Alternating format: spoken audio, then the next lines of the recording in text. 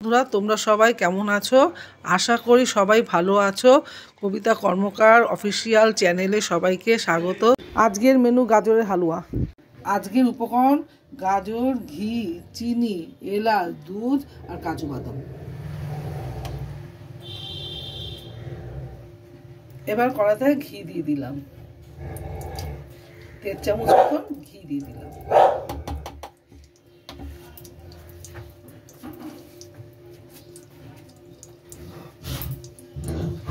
হয়ে গেছে, আমি এলাচ দিয়ে দিলাম। এলাচটা দিয়ে দিলাম, দিয়ে এবার গাজরটা দিয়ে দিলাম।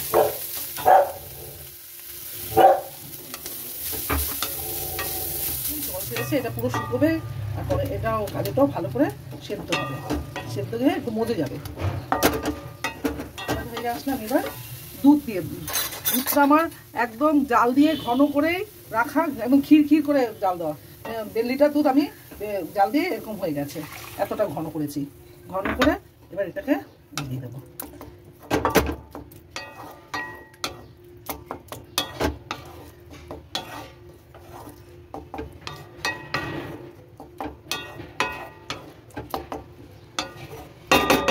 ঢেকে দেবো, এটা আবার ঢেকে দেবো। ঢেকে এটা হবে, একদম জমে যাবে। ঢেকে এলে তবে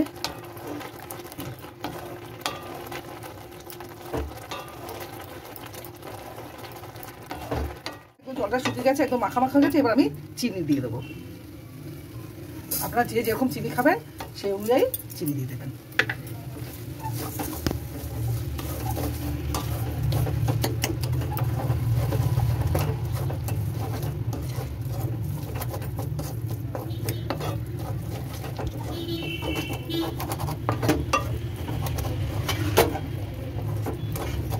এটার মধ্যে যত ক্ষীরটা দেবেন তত খেতে ভালো লাগবে।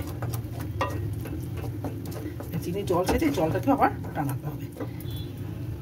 একটা কাজু, আমন্ড, বাদাম দিয়ে দিলাম।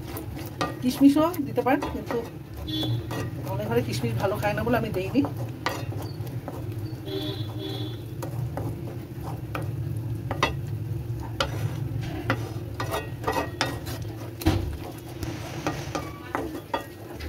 টেনে গেছে, এটা নামালে আরো ঠান্ডা হলে আরো টেনে যাবে। এইরকম অবস্থা আমরা নামিয়ে নেব। তৈরি হয়ে গেল গাজরের হালুয়া।